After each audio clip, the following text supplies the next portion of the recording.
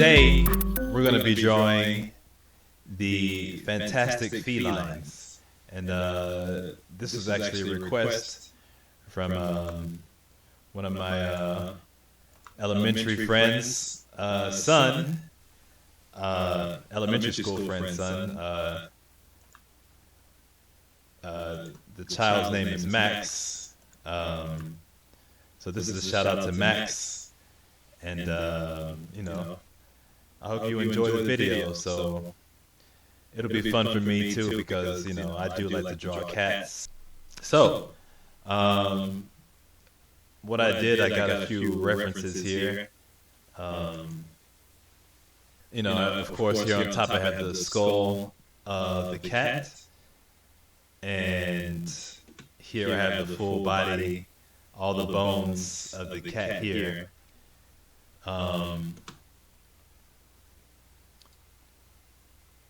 So, you know, if I were to tell somebody who was interested in drawing cats, you know, I guess the best practice would be, you know, would be to learn the underlying structure of what you're drawing. You know, of course, that's anything, but I'm just going to try to keep it specifically on the cats for the most part. But you know, it goes for anything, any animal, any insect. You know, it's always good to know the internal workings, so you can better illustrate it. You know, if you're drawing, you know, with all the muscles and how it actually looks, as opposed to just drawing the bones. So, I guess the first thing we're gonna do is we're just gonna.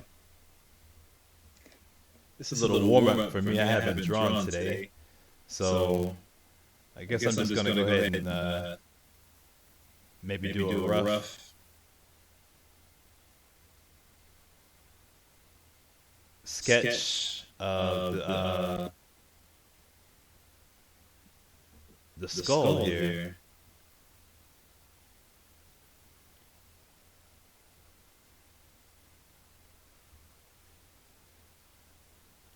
And went through Google to find as many references as possible. I was hoping to get an actual image of a skull, a real image of a skull, but the ones that I saw were,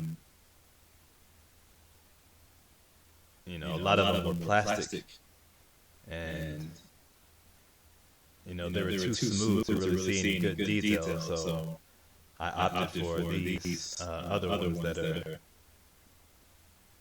you know, hand drawn by some other artist. So shout out to whoever did these. But this is just going to be a little quote unquote warm up, because I'm really going to try to stick to an hour, because you know, like I said, anything longer than that, you know, I think it's not really you know, just want to keep it as short as possible. So this is the they call this here, what does it say here? This is called the orbit. Of course, I guess in layman's term it would be the eye socket. So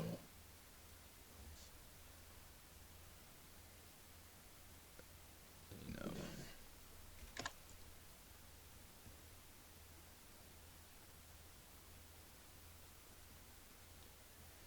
get this going there.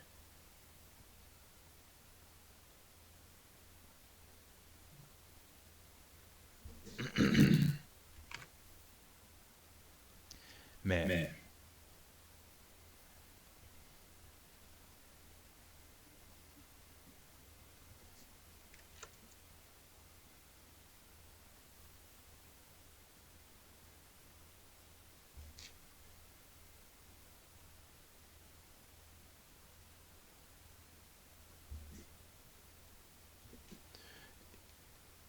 and this is the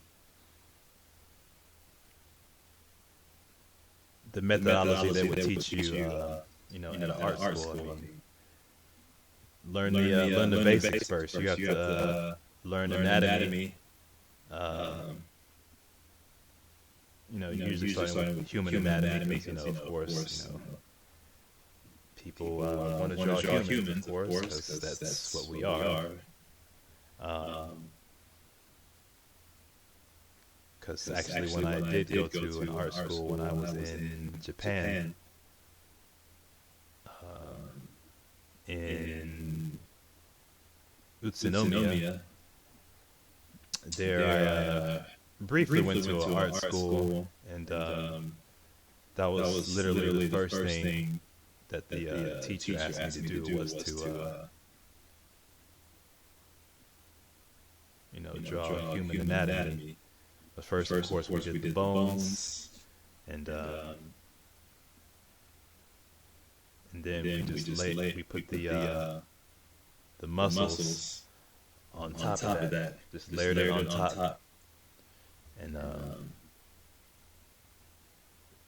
that was the first lessons that we did there. And like I said, that teacher, my instructor, was actually an animator. An animator for Dragon Ball Z. Amazingly enough. So I was fortunate enough to be under his tutelage. This was this was the first year I was actually in Japan. And this was like in 2010. And I used to the class was every weekend. So I think I went there for about it was a decent amount of time. I guess at the most it was like a month and a half, but I mean,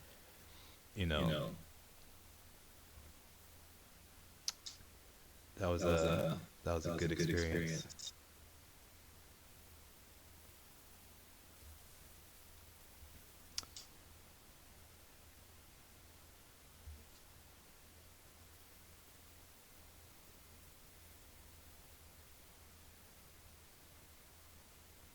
And one of these days, actually, I'm gonna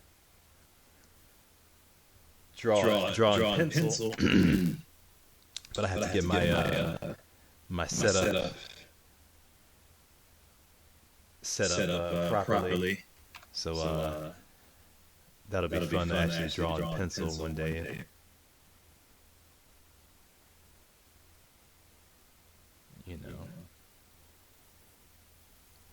So here, this is the temporal bone that I'm drawing here. It's like it's going right. The mandible is the lower section here. This part here. Well, I can't draw. Let me see. I can't draw on top of the layer.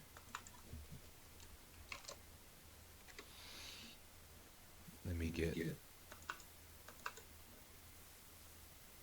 red.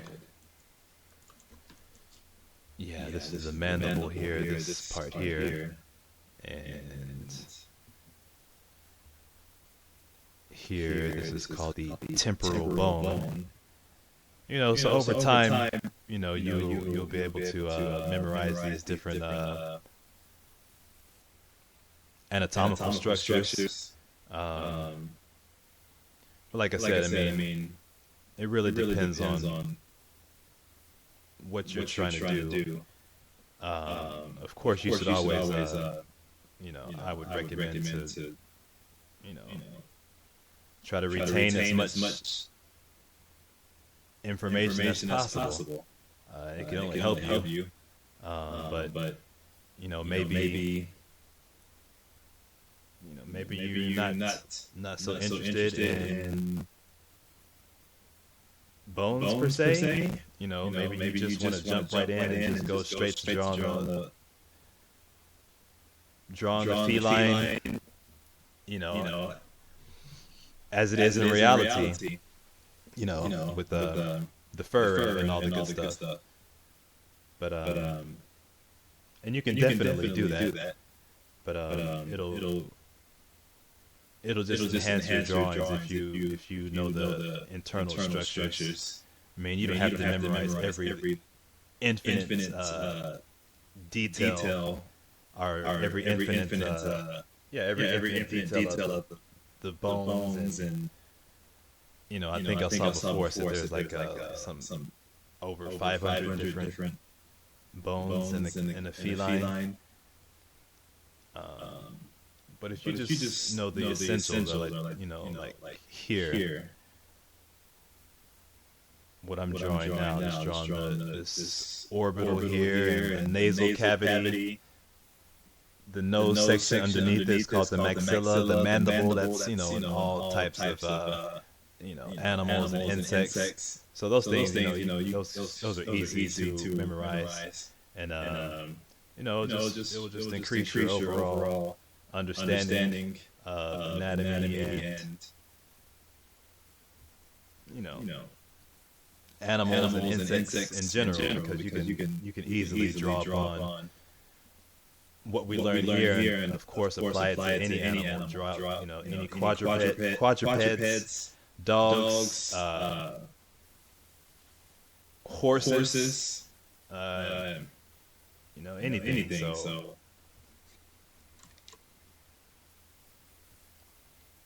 retain.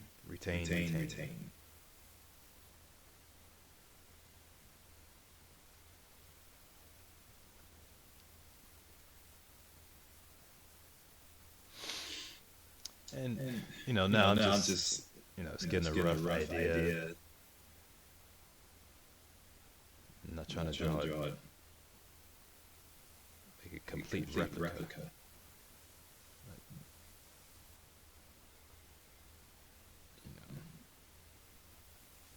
Just to give ourselves an idea of the cat head.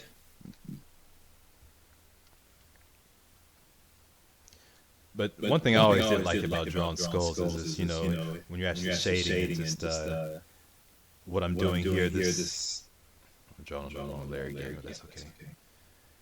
Here on top of the skull, you can see the little indents and the crevices. You get the nice, you can get the nice shadows in there. Of course, you can do that effect digitally, but I think it's just kind of fun to do it with pencil. But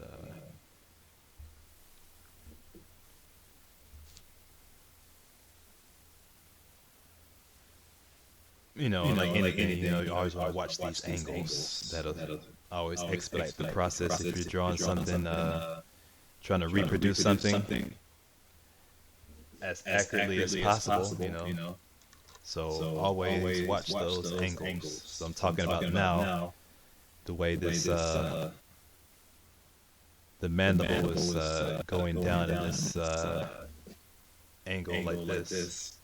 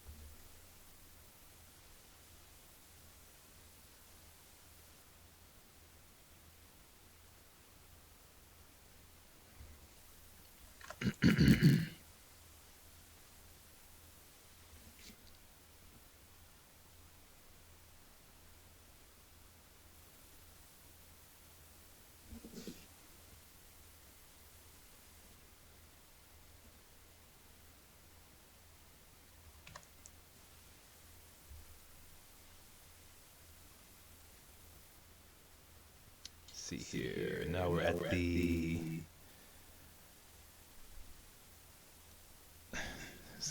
to see what these things are labeled. It's kind of faint. Something to zygo. I'm gonna have to see what that's called. I like to be as accurate as can be. Trying to explain something, of course, that would make sense, right?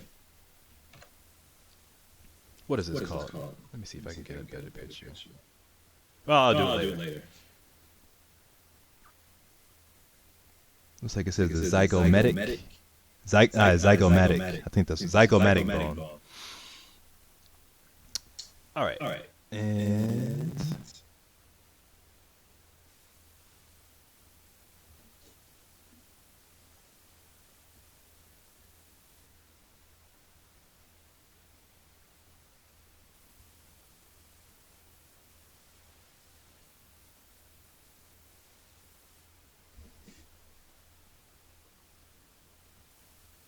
I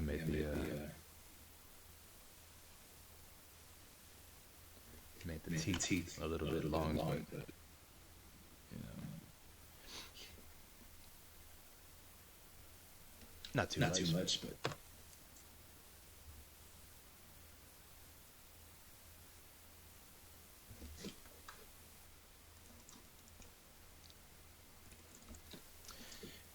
And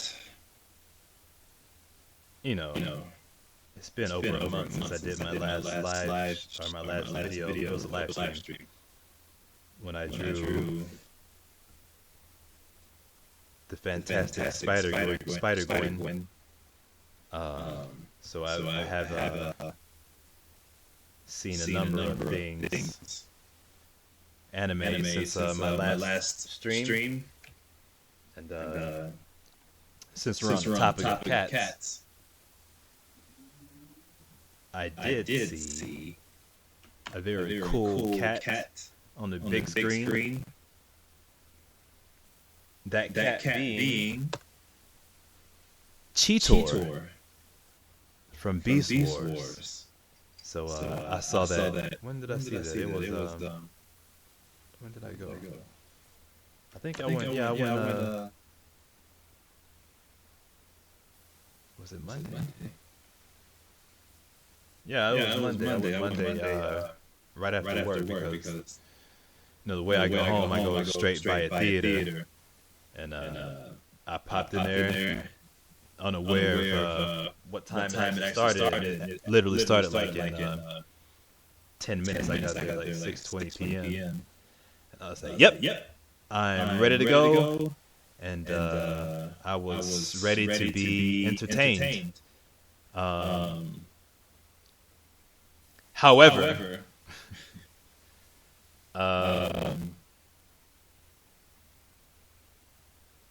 you know, I was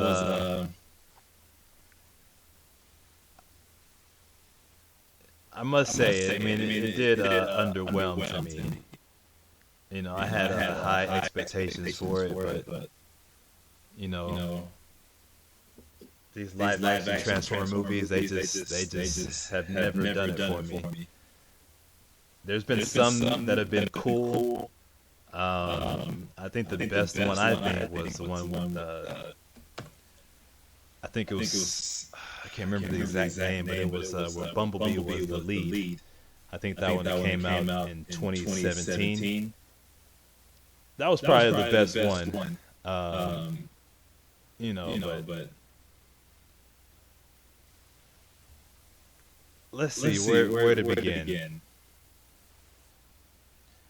Well, we're talking about Cheetor first, so I guess we can start off with the Maximals. You know, Optimus Primal. I think what they did get right was the look. I think they did a extremely excellent job with you know the look of all the Maximals. No complaints there. They knocked it out the park. I really thought Rhinox was cool. I like the way they, you know, I think he had like the mouth cannon. he looked cool. Optimus Primal looked cool. They had a good blend of the robotic and animal parts, even with all the hairs. Air Razor was cool. Yeah, that was excellent done. So that on that aspect they did an amazing job.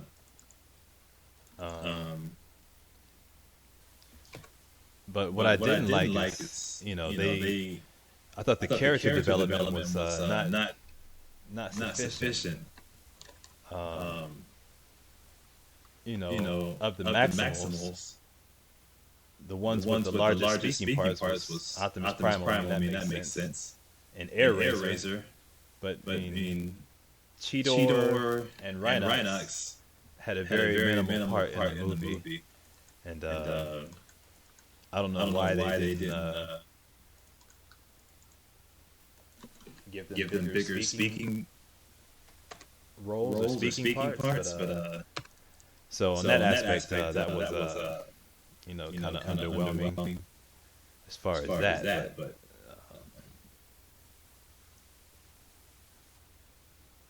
But again, a beautiful job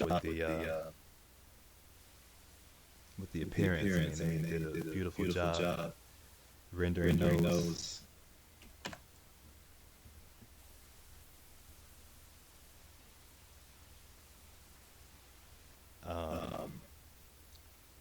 And another thing was the lack of Predacons. Since all the previews, I didn't see any Predacons whatsoever. So that led me to believe. I was like, okay, they must be holding out, so they don't want to reveal them until people actually go see them in the movie. So I was stoked. I was just looking forward to seeing a big, ferocious Megatron.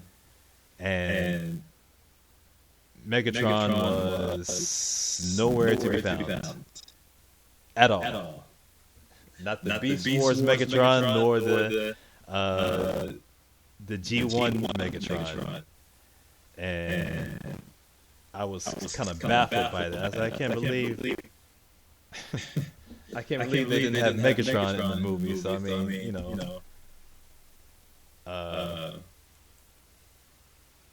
maybe they're waiting to reveal him in the second one. But yeah, I was definitely taken back by the lack of either Megatron, because from the animated series, that writing, it was 3 seasons, the Beast Wars CGI animated series that came out in 1999. Those had the best storylines, best character development in anything that I've seen ever. I mean, I could go back and watch all those episodes are good. Throughout the series, they maintain all the characters and they're interwoven together very nicely, and you get an excellent understanding about each character, how they operate, why they fight. And you get to learn little intricate aspects about their personalities and why they're exploring. One aspect about Rhinox is that he's like I don't know if he's an actual botanist, but he's really into plant life and studying plants, and he's like he's very menacing. Of course, he's a Rhinox with his power, but his opposing nature is that he's very gentle and he's connected. He's connected with nature. I know they're limited in time with the movie, but I mean, I think he literally had like one or two lines, and he just said like, we're ready, or something along those lines. It was not like an actual conversation. Like you didn't learn anything at all about his character, about Cheetor's character. So I don't know why. And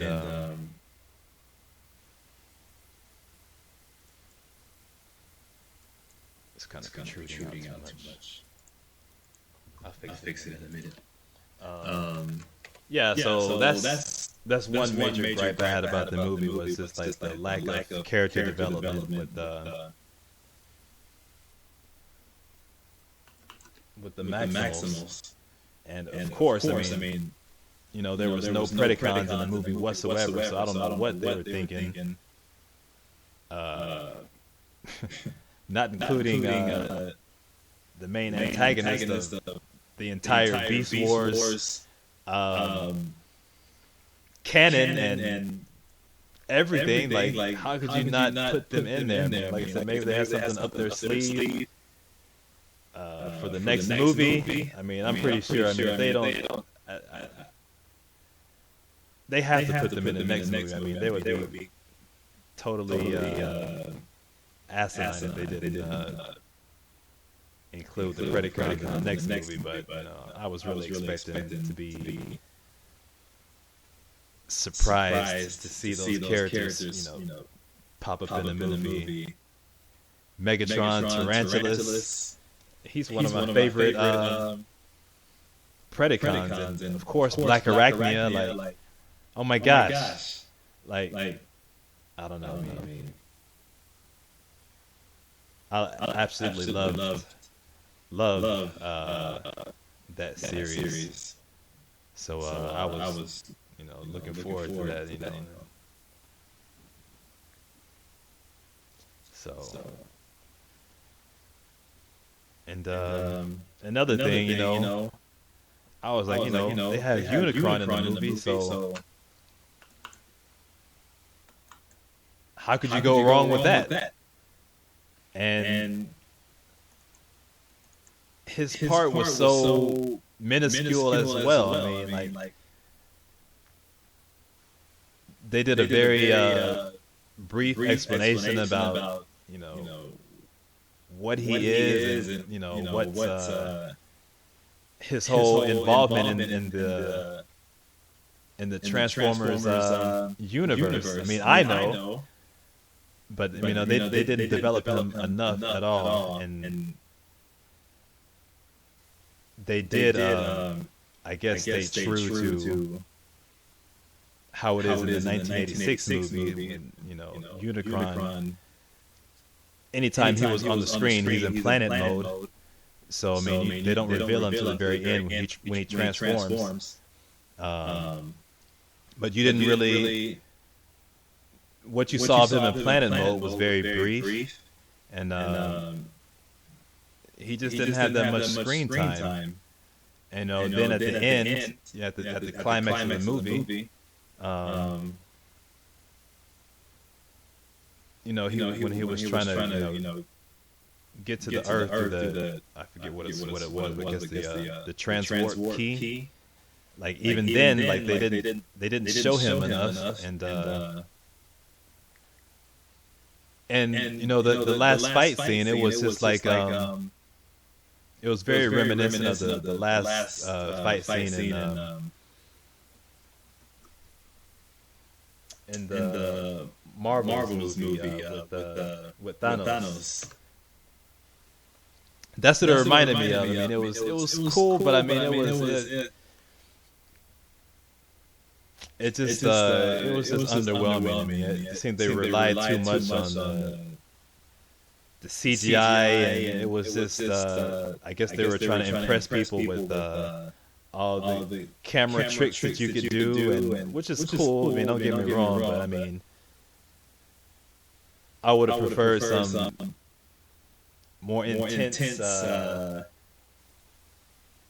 one-on-one battle. It was this big, you know, all-encompassing battle, and it was just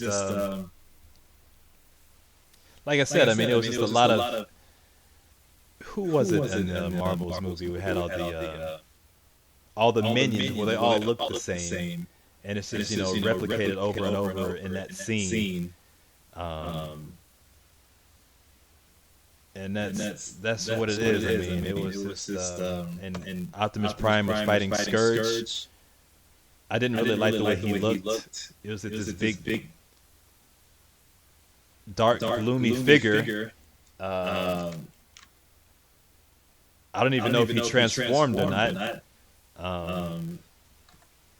And some of the other Unicron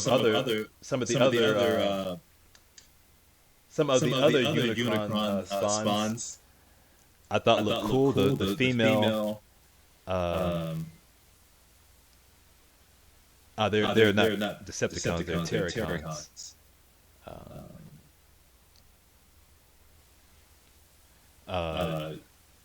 So that's the female Terracon looked cool, and the other Terracon, the male character looked cool too. But as far as Scourge, I mean, he's the main one. Like, he didn't look that cool to me.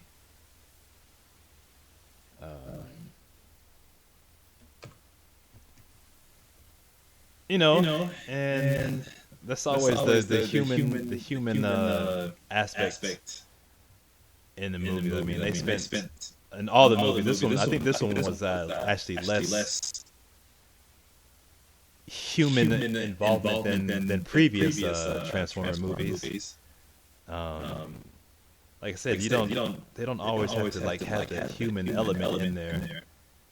I mean, it's called Transformers for a reason. I mean, so you can focus on the robots a lot more and develop them, because the little boy I think he had sickle cell or some type of disease. I mean, it made sense in the plot, but I mean, as far was that really a necessity to go that in depth into the character? I mean, it didn't inspire the what's his name? The leading male human character to it didn't aid him in his battle. I mean, I guess it could have given him some motivation to fight harder, but I mean, really, I mean, it could have been time could have been better spent developing other aspects of the story.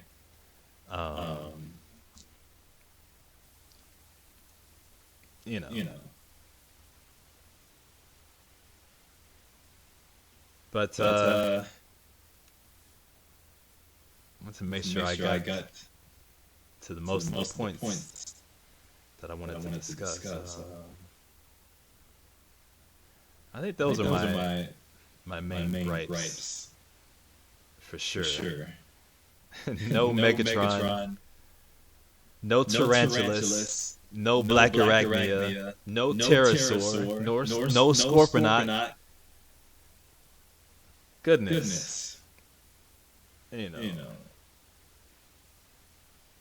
Unicron, they didn't show his robot mode. That would have been so cool. They have all that advanced CGI capability, and Unicron's robot form was nowhere to be found. So.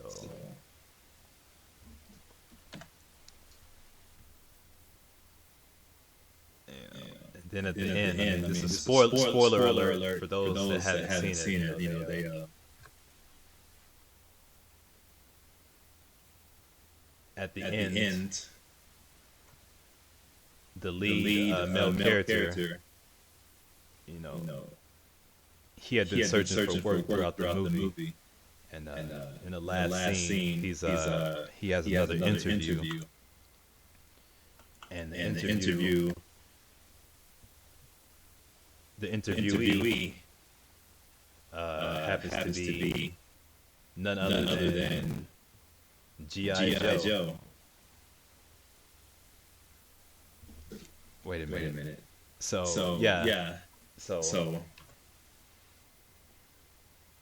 the GI Joe aspect, you know, is a real thing. I mean, it exists. They have a comic book, the Marvel comic book. I'm sorry. That's what I was thinking about. The interviewer was G.I. Joe. The interviewee, you know, of course, that was the human, the lead main character. But anyway, so he's being recruited by G.I. Joe.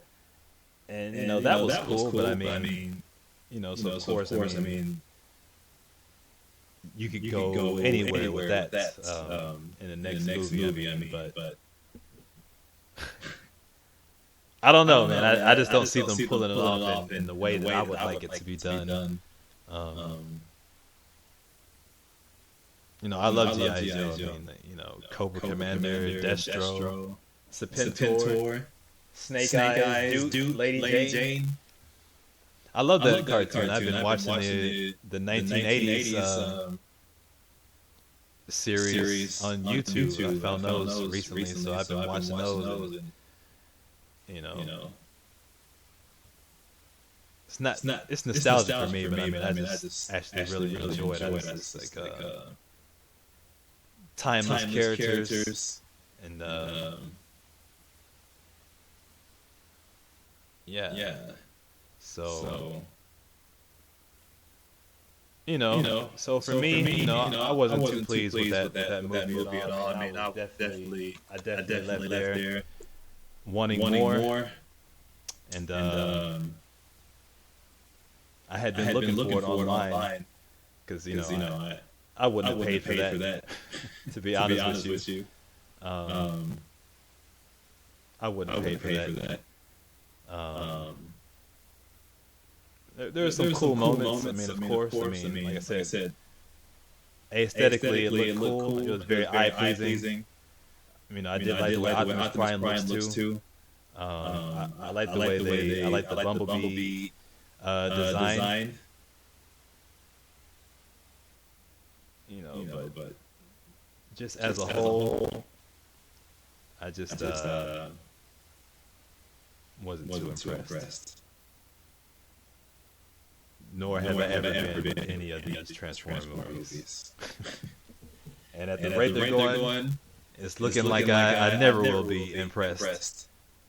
I would prefer to see a well-done animated movie, because nothing will never ever top the 1986 movie. It's not going to happen. And the only way they get any recognition from me, as far as doing a good job, if they got something along that level, and I don't think they could ever top that. And if they were to ever top it, in my opinion, it would have to be something hand-drawn animation. And you know, they're not going to do that. They're too stuck with CGI to even attempt something like that. They don't have the money. I mean, they could. I don't know why they wouldn't. I mean, they've had numerous animated series since the 1986. Well, the Generation 1 series. Transformers animated was cool. Transformers Car Robots, Headmasters, Transformers Z, Master Force. All those are animated series. You know, money well spent with those series, so they could easily do a movie. But you know, I guess I don't know. I guess they assume people would be more willing to go see a CGI movie. You know, live action. But not me. But then they should know. I mean, because the way anime is so prevalent these days, I mean, they could really do some damage with the well-done animated movie, but they're not going to do it. So, yeah, I got into the zone with the Transformers there. Yeah, so back to the cat that we're drawing here. Yeah, and then Cheetor, like, they didn't even show him in robot mode, man. And there was no rat trap. That was another thing, like, how could they not put rat trap in the movie? He's like a totally unique character, and he's very witty, funny character. If you ever see the animated the CGI show, man, you can't help but to love that character. And he's like such a good character, very funny, and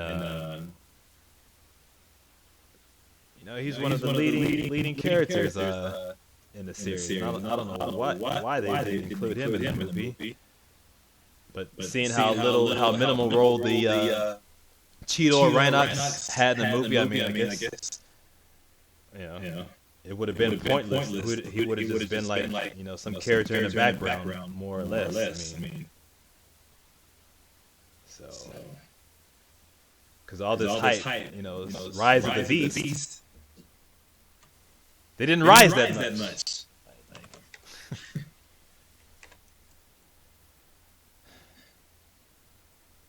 So I'll just have to take solace in that it was at least some good eye candy. But in totality, try again. Try again.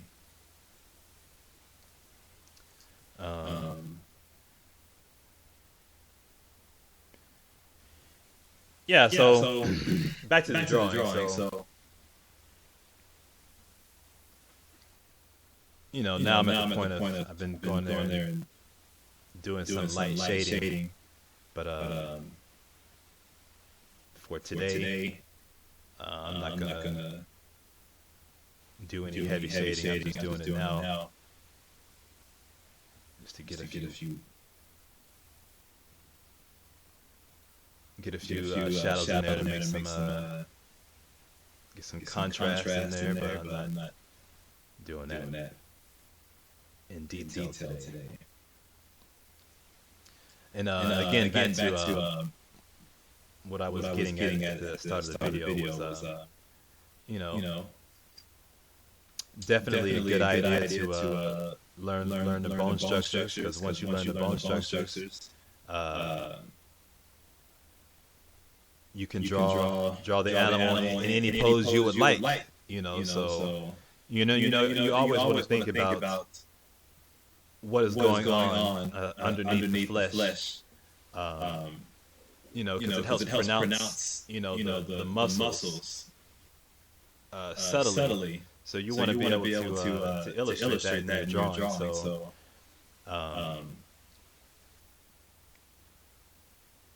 I would say it's essential to learn the bone structure. Like I said, you don't have to memorize it.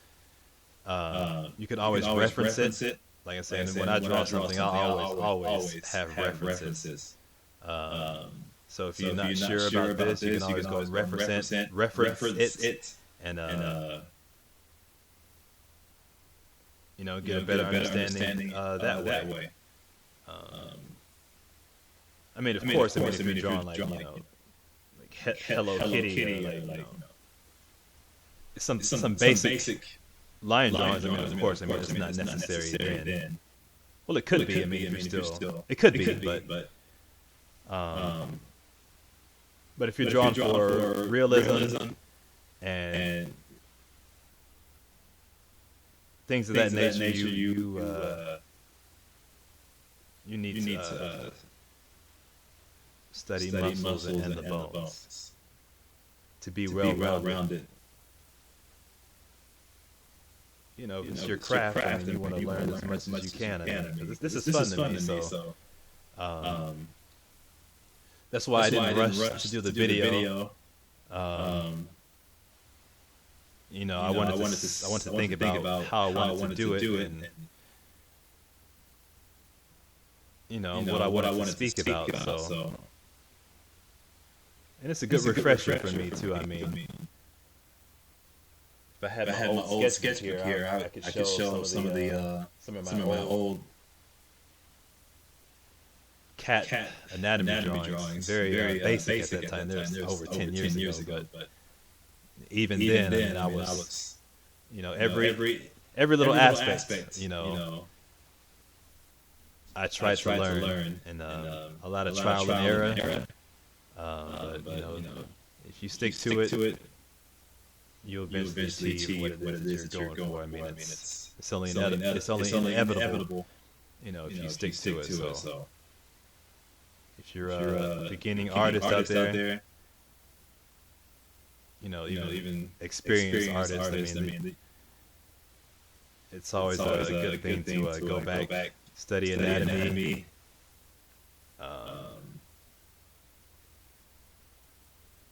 For a refresher, and you can always learn something new. Even for myself, because I don't have all these.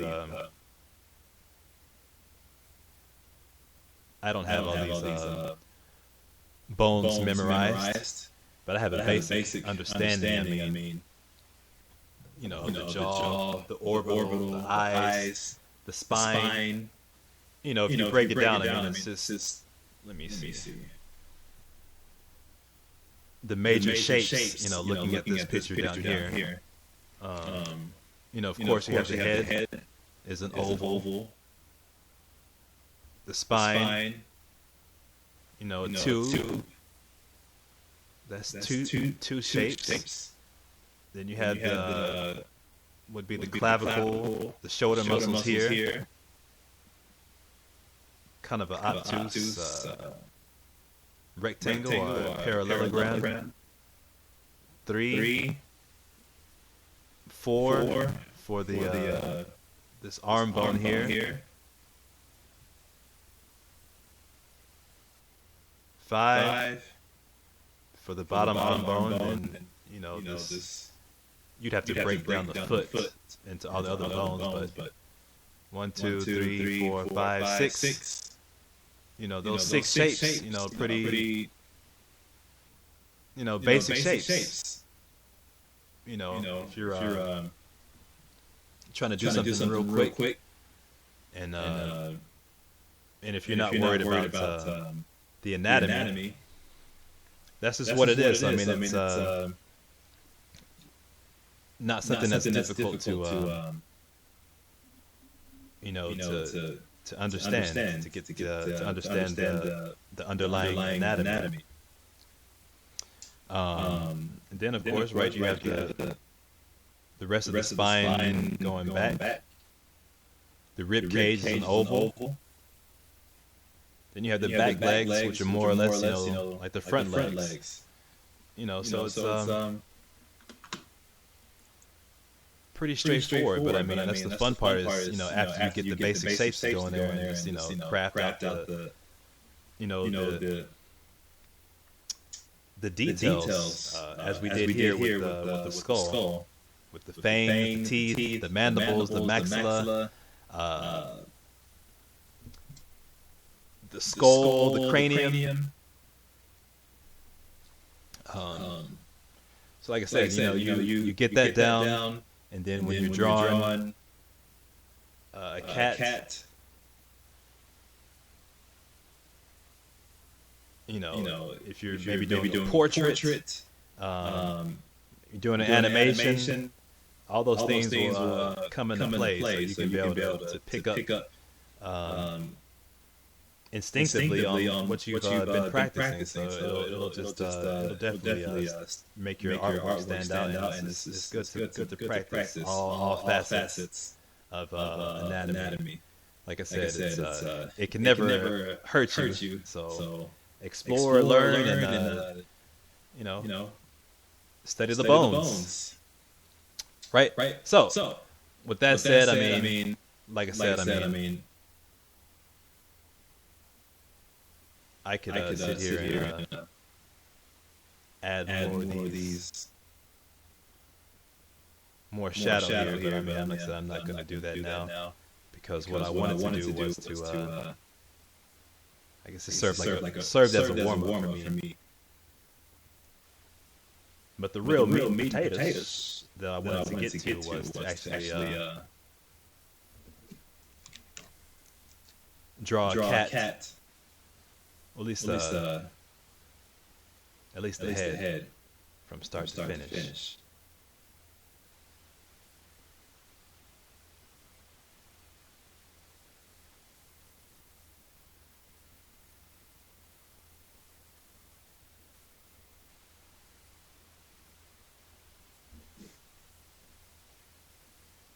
Get a little cross hatching in there. Because once you start with the shading, it's you kind of have to finish. And not necessarily, but I mean, like, at least have the shading spread out evenly throughout the entire drawing. But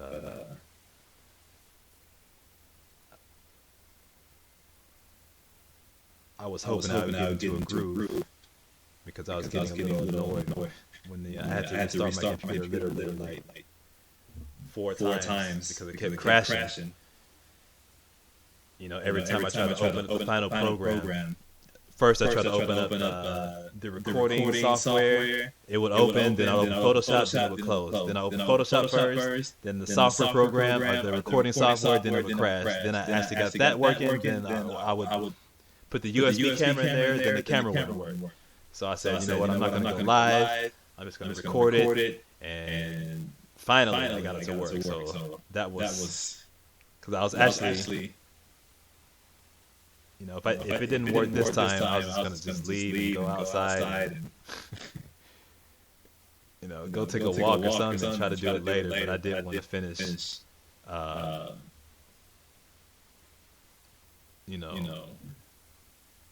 before sundown because it's about 5:45 p.m. So I played basketball yesterday. Had a nice workout.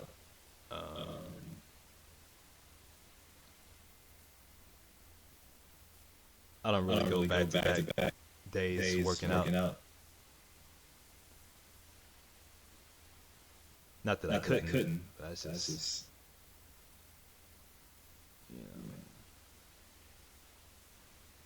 generally I just take a day off. But I wouldn't mind going today if for nothing else to go for a walk. Maybe go for a walk and do some pull-ups. I've been doing pull-ups a lot lately. Actually, well, I've been pretty consistent, but throughout the time I've been here in Korea, I've made a point to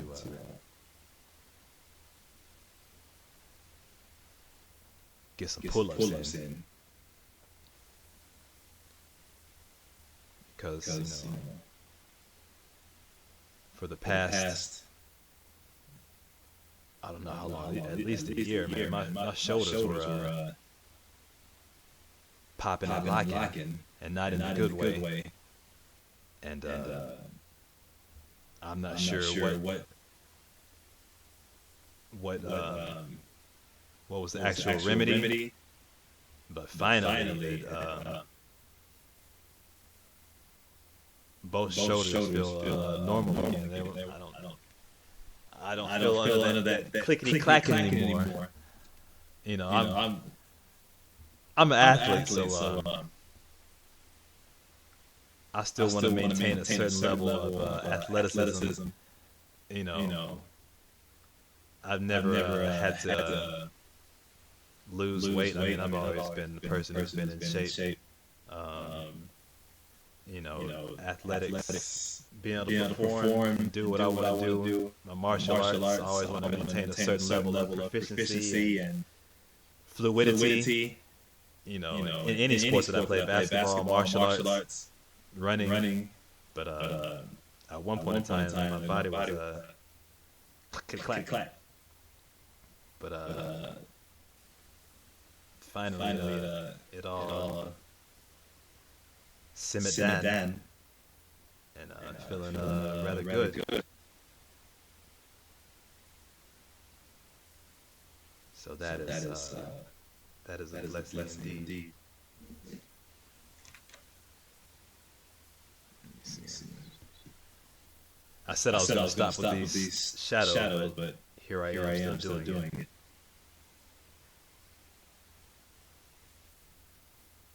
Because if I was just drawing without being recorded, I would actually sit and think about which way I want these shadow lines to go in. Right now, I'm just trying to do it as quickly as possible as I see it. That's why I'm going back and changing the direction of the way some of these lines are. So okay, let me seriously stop now because I did want to get to the other portion of this drawing. I said I don't want this to be super long. But the beauty about this one is that I can cut out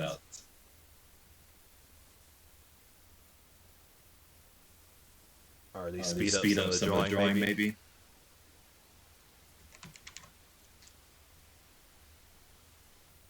But I like to think that I have my what I speak about is worthwhile. At least that's my aim. So.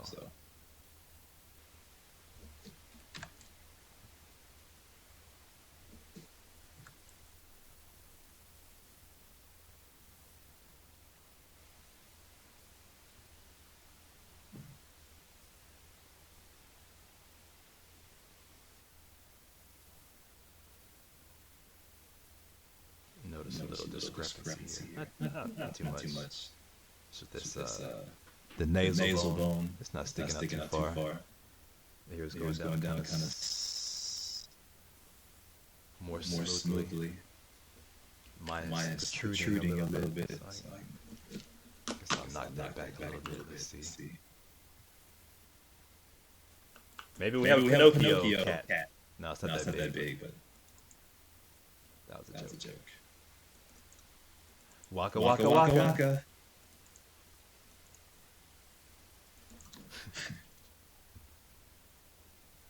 If you don't know who says that, then we can't be friends.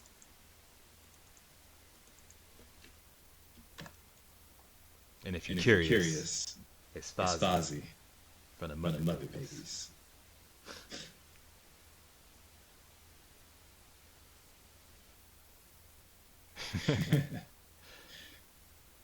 I used to love that show when I was a youngin'. Well, the one I'm thinking of is Muppet Babies, the animated show. I watched the other one with the actual puppets too, but I more so watched. I kind of like mine.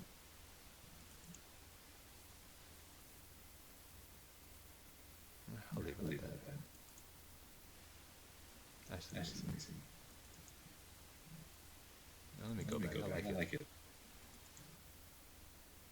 Mine has some character. But yeah, so I used to watch the actual Muppet show with the actual puppets, Tim Henson. Too, but I mean, I more so watched the animated show.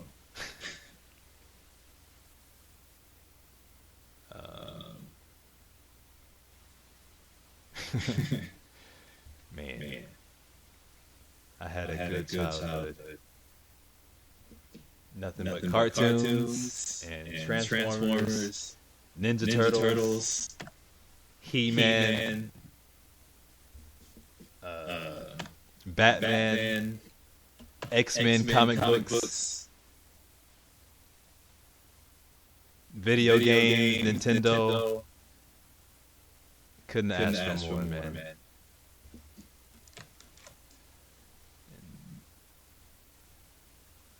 that pretty much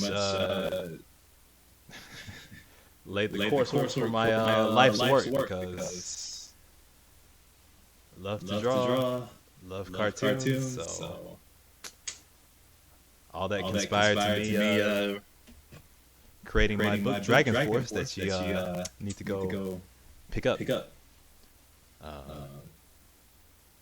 know, I was always heavily entrenched in the cartoon world, comic books, since I was as young as I can remember.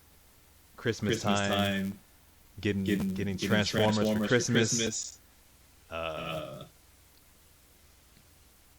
For my birthday, that's all I wanted. Legos. You know, I was that guy. And I used to collect basketball cards too, and football cards. I still have them. I got a lot of goodies. I got Barry Sanders rookie cards.